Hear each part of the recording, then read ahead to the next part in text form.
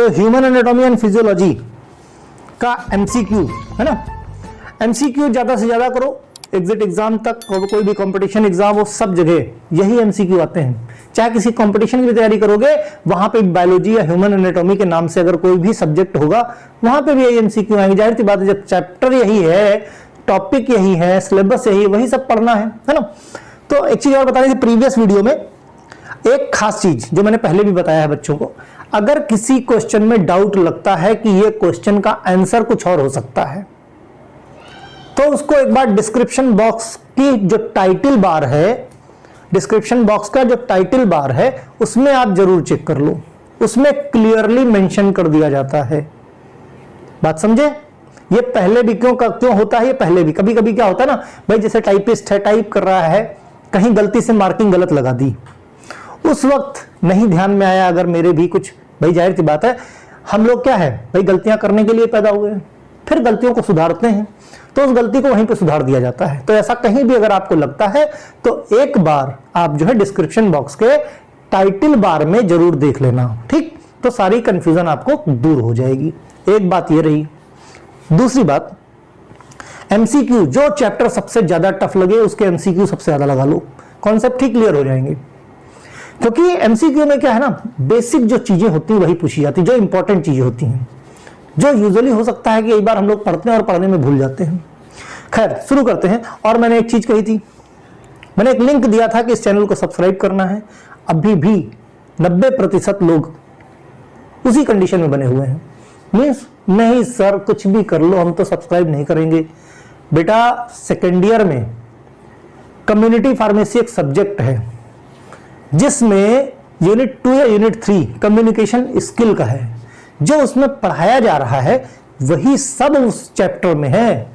हवा में ऐसा नहीं है कि उससे तुम मेरा कोई फायदा, जाहिर सी बात मेरे फायदे के बारे में तो तुम सोच नहीं सकते, ये तो हम वैसे ही जानते हैं। मैं भले तुमको फ्री में पढ़ा दूं, लेकिन अगर मैं कहूं कि इस चैनल को सब्सक्राइब कर लो तो नहीं करोगे, ये जानता हूं मैं। खैर कोई बात नहीं, है ना। लेकिन अगले साल कम्युनिकेशन स्किल वहीं पढ़नी पड़ेगी, यूनिट है, क्या करोगे? तब तो मजबूर हो जाओगे। खैर तब तक क्या पता तुम मेरे चैनल पे रहो या ना रहो। ओके, तो ह्यूमन एनाटॉमी एंड फिजियोलॉजी के एमसीक्यू पे आते हैं। चलो क्वेश्चन कहां है? हाँ चलो भाई शुरू करते हैं।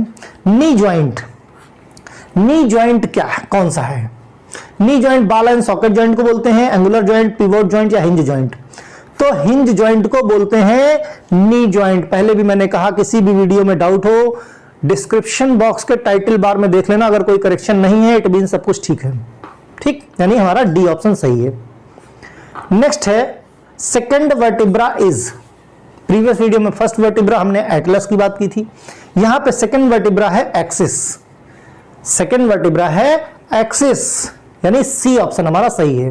ध्यान रहे धीरे धीरे सारे वर्टिब्रा क्लियर कर दूंगा इसी तरह से, क्योंकि पढ़ने में बहुत सारी चीजें छूट जाती हैं। अब number of bone form the cranium, cranium को कितनी नंबर ऑफ बोन से ये फॉर्म हुआ है, बना हुआ है? 10, 9, 8 या 7? क्रेनियम कितनी नंबर ऑफ बोन से मिलकर बना है? तो सही आंसर है आपका 8। कौन सी 8 है? एक फ्रंटल बोन है, 2 पैराइटल बोन है, 2 टेम्पोरल बोन है, एक ऑक्सीपिटल है, एक स्फेनॉइड है और एक इथिमॉइड बोन है। इसीलिए डिटेल यहां पे दे दी ताकि कंफ्यूजन ना हो। अगर पूछ लिया जाए क्रेनियम में नंबर ऑफ बोन या फ्रंटल बोन कितनी है, तो सही जवाब क्या होगा? 1 बोन है। क्रेनियम में पैराइटल बोन कितनी है, तो कितनी है? 2 है, ठीक। टेम्पोरल बोन कितनी है क्रेनियम में, तो 2 हैं। सारे जवाब यहीं देखो मिलते जा रहे हैं। ऑक्सीपिटल बोन कितनी है क्रेनियम में? 1 है। स्फेनॉइड बोन क्रेनियम में कितनी है, तो 1 है। और इथिमॉइड बोन कितनी है क्रेनियम में, तो 1 है। एक के अंदर कितने सारे जवाब एक क्वेश्चन के अंदर, तो यही अप्रोच रखो, ठीक, यानी हमारा सी ऑप्शन सही है। नेक्स्ट है वर्टिब्रल कॉलम का फॉर्मूला क्या है? वर्टिब्रल कॉलम का फॉर्मूला क्या है? देखो एक चीज तो क्लियर है, जो सीटीएल कंट्रोल, जैसे कंप्यूटर होता है, कंप्यूटर में कंट्रोल को इन शॉर्ट क्या बोलते हो? सीटीएल। सीटीएल से सुप्रीम कोर्ट को कंट्रोल कर लो। सीटीएल क्या है? कंट्रोल है, और किसको कर रहा? सुप्रीम कोर्ट को। सीटीएल शॉर्ट फॉर्म है ना कंट्रोल का, लिखा रहता है ना कंप्यूटर की कीबोर्ड पे साइड में कॉर्नर के, है ना। कंट्रोल करके किसको करा? सुप्रीम कोर्ट को।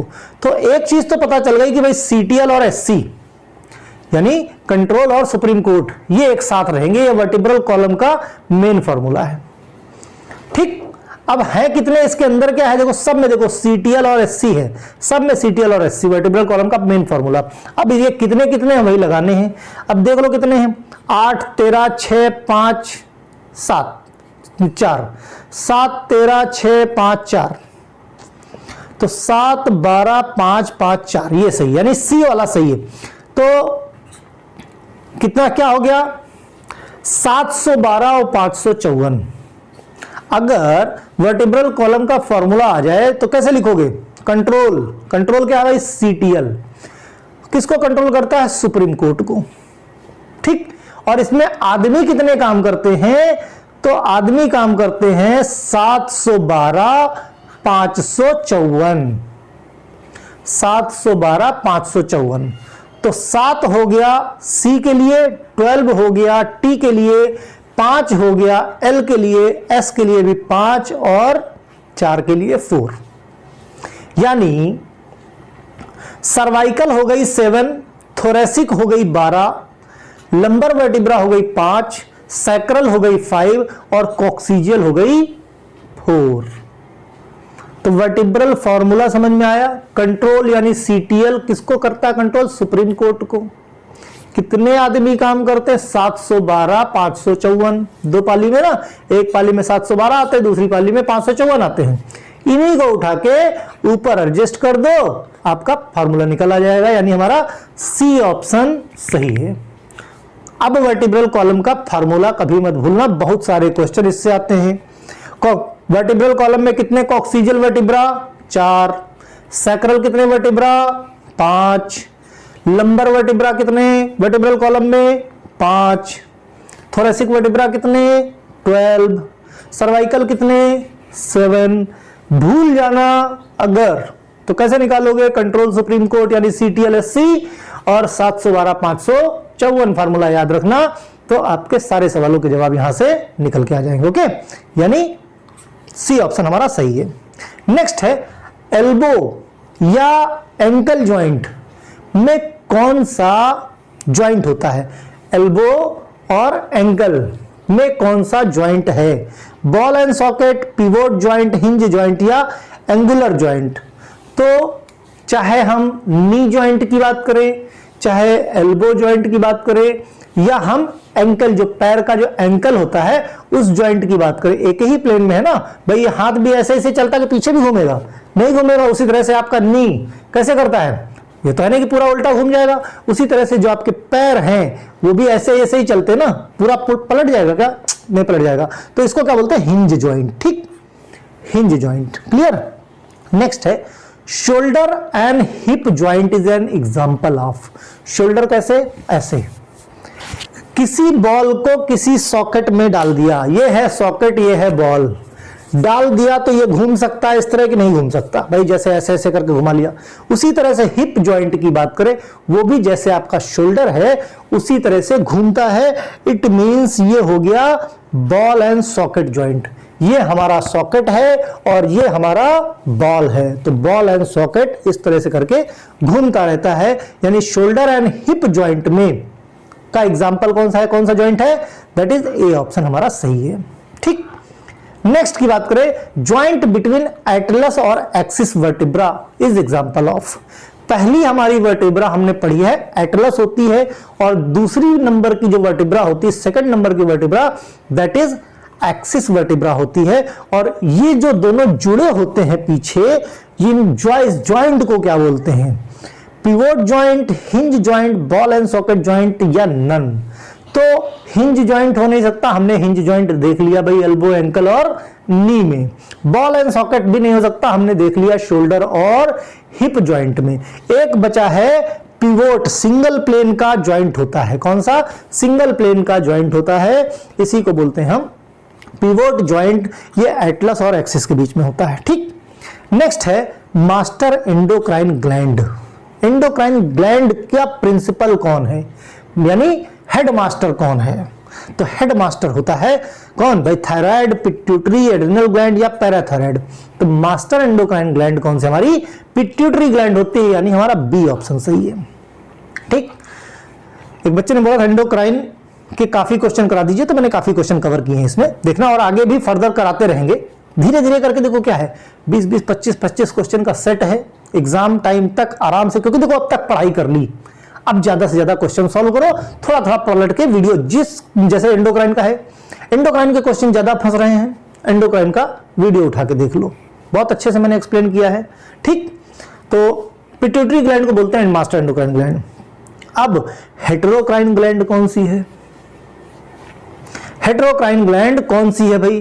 क्या होती है हेटेरोक्राइन ग्लैंड? हमने समझाया था भाई, आपको यहां से यहां तक जाना है, या कोई सामान है यहां से यहां तक जाना है, भेजना है।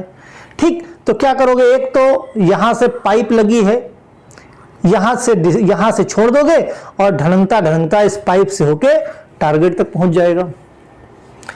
दूसरा क्या करोगे? यहीं पे सिक्रीट करके यहीं छोड़ दिया, कोई आएगा और किसी के साथ मिलके यहां तक पहुंच जाएगा। कुल मिलाके कोई किसी में अगर डक्ट, भाई एक होता है एंडोक्राइन, एक होता है एक्सोक्राइन। एक्सोक्राइन कौन सी ग्लैंड होती है? जिसके पास डक्ट होती है, मींस कोई एक डक्ट है, उसके थ्रू कुछ मटेरियल हार्मोन है वो वहां तक भेज रहा है। एंडोक्राइन कौन सी है? एंडोक्राइन वो डक्ट होती है जो मींस एंडोक्राइन के पास डक्ट ही नहीं होती, डक्टलेस ग्लैंड होती है, जो जहां पे जहां पे सिक्रीट करता वहीं छोड़ देता है। तो और एक होती है हेटेरोक्राइन। हेटेरोक्राइन में दोनों प्रॉपर्टी होती है, डक्ट भी होती है और डक्टलेस भी होती है, यानी कुछ हार्मोन डक्टलेस होते हैं, डक्टलेस ग्लैंड के थ्रू सिक्रीट होते हैं, मींस जाते हैं एक जगह से दूसरी जगह, और कुछ क्या डक्ट के थ्रू। तो हमारे पास सलेवरी, एड्रिनल, किडनी और पैंक्रियाज, 4 ग्लैंड का है। इसमें से हेटेरोक्राइन ग्लैंड कौन सी है? एंडोक्राइन सिस्टम जब पढ़ाया था तो पैंक्रियाज हमारी हेटेरोक्राइन ग्लैंड। इवन डाइजेस्टिव सिस्टम में भी जब पैंक्रियाज हमने समझाया था तो वहां पे भी ये कैसे हेटेरोक्राइन है, क्या होती है हेटेरोक्राइन, क्यों बोलते हैं इसको हेटेरोक्राइन ग्लैंड, इन सब चीजों के बारे में हमने बता रखा है। ठीक, यानी डी ऑप्शन सही हमारा। नेक्स्ट की बात करें, हार्मोन इज, क्या होता है हार्मोन?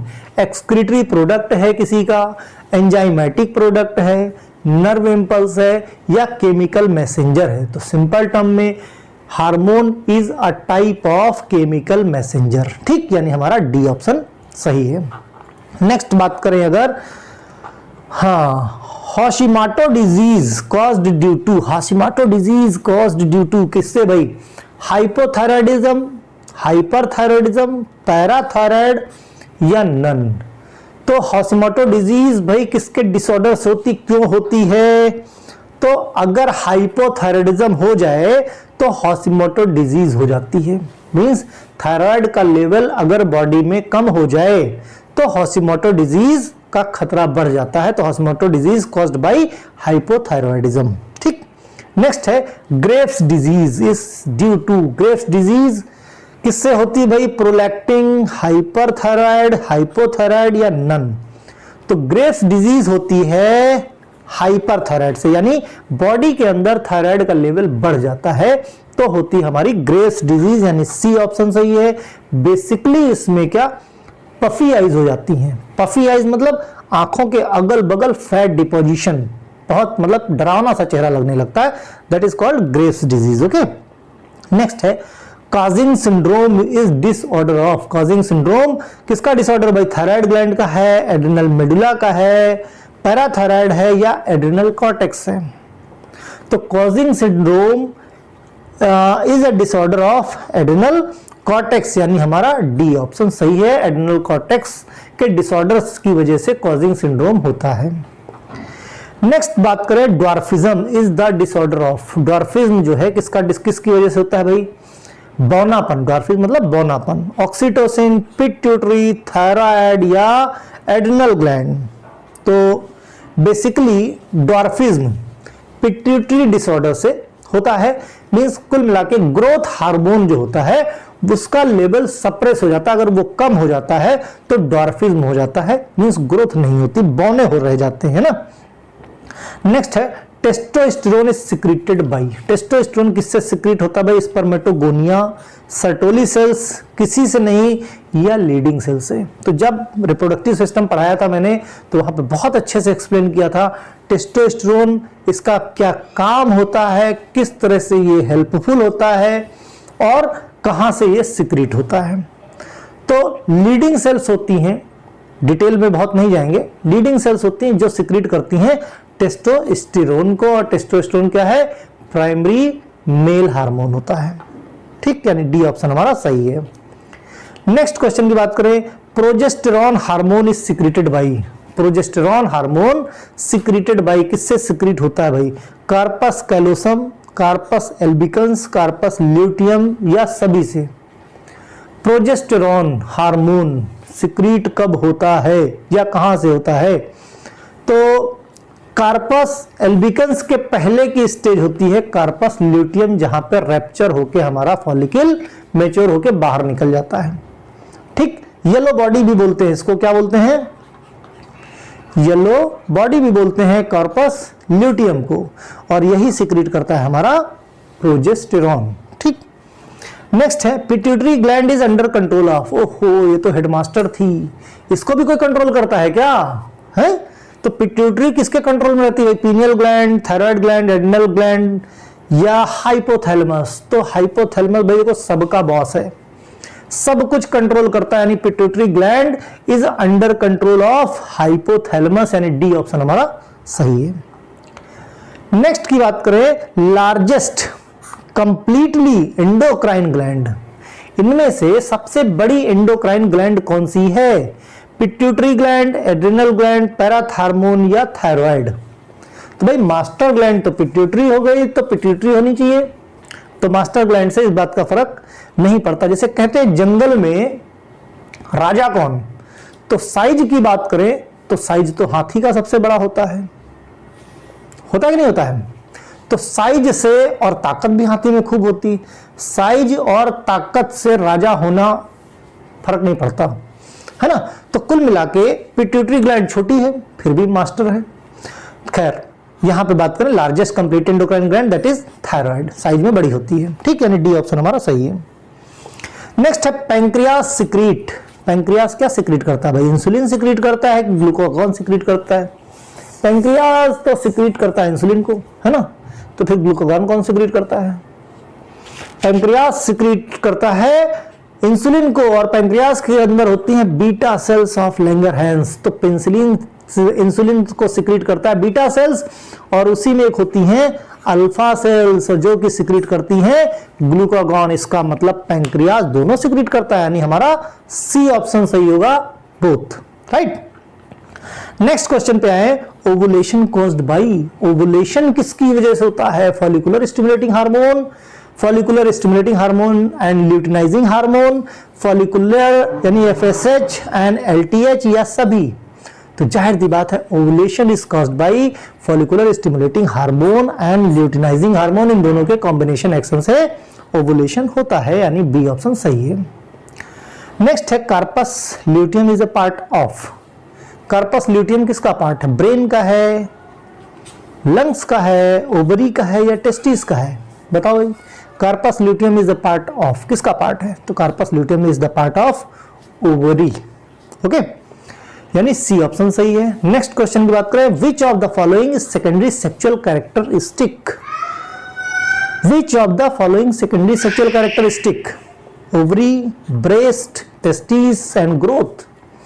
तो ओवरी और टेस्टिस तो क्या है? प्राइमरी सेक्सुअल कैरेक्टरिस्टिक्स हैं, प्राइमरी है ना। ग्रोथ तो कुछ आता नहीं है, तो बचा ब्रेस्ट, तो ब्रेस्ट क्या है? सेकेंडरी सेक्सुअल कैरेक्टरिस्टिक है इन फीमेल्स।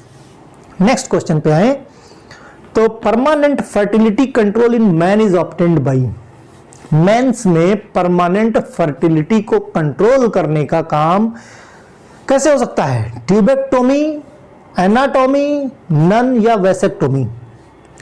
तो ट्यूबेक्टोमी तो फीमेल में होती है, एनाटोमी तो हम पढ़ ही रहे हैं पूरी एनाटोमी, यानी मेंस में क्या जो वास्ट डिफरेंस होता है, क्या होता है?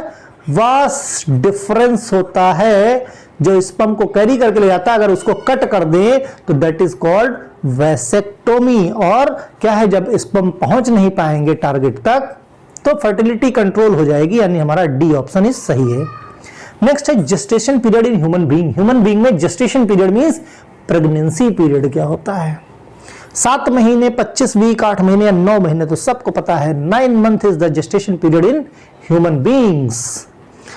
नेक्स्ट क्वेश्चन की बात करें, iodine of iodised salt is stored in. अब हम लोग टाटा नमक खाते हैं, आयोडाइज्ड सॉल्ट खाते हैं, तो इसमें जो आयोडीन होती है वो कहां स्टोर होके यूज होती है? पैराथायराइड, थायराइड, लीवर या पिट्यूटरी? तो जाहिर सी बात है थायराइड क्या है? थायरॉक्सिन हार्मोन का प्रिकर्सर कौन है? आयोडीन।